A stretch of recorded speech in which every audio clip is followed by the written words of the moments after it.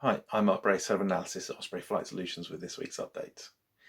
This week, the Osprey system has registered almost 3,000 incidents, and the analysis team has published 38 alerts since last Thursday, of which 10 were critical. The main news this week was the Houthi attacks against an oil facility and the international airport in Abu Dhabi.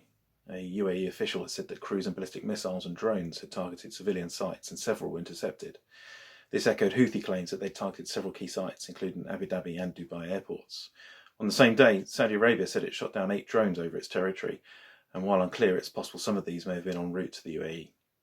The Houthis have previously claimed attacks against the UAE, but this is the first one confirmed by the Emiratis. The Houthis had issued threats over UAE involvement in the conflict in Yemen recently, particularly their support for a recent offensive, and were likely responding to this, and as this Osprey Explore chart shows, the significant recent increase in Saudi-led coalition airstrikes in Yemen. While the Houthis are more likely to continue targeting Saudi Arabia, further attacks against the UAE can't be ruled out.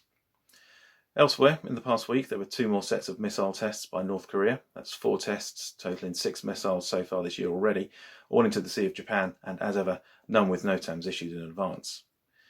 The situation in Kazakhstan has stabilised following violent unrest earlier in the month, as the state of emergency was lifted and Almaty Airport is now operating normally. However, further unrest is possible and heightened security remains in place. Tensions between Russia and Ukraine remain high. This week, Russia conducted a military exercise in Belarus, as President Putin's true intentions remain unclear and efforts to avoid conflict continue. In the US, issues with the rollout of 5G technology continued this week when there was a last-minute deal to delay the activation of towers at certain airports after airlines said they'd have to cancel services for safety reasons. This did not prevent some cancellations, and the delay is only temporary, but it's unclear how long for or how a more permanent arrangement will be reached.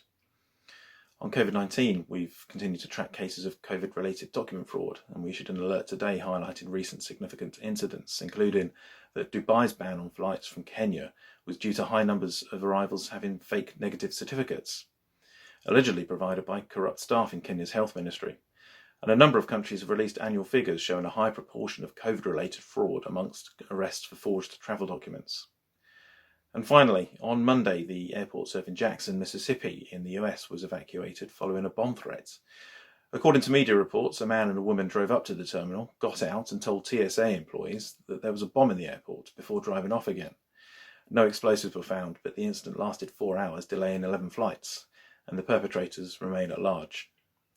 Thank you for watching, and please follow us on LinkedIn. Join us again next week.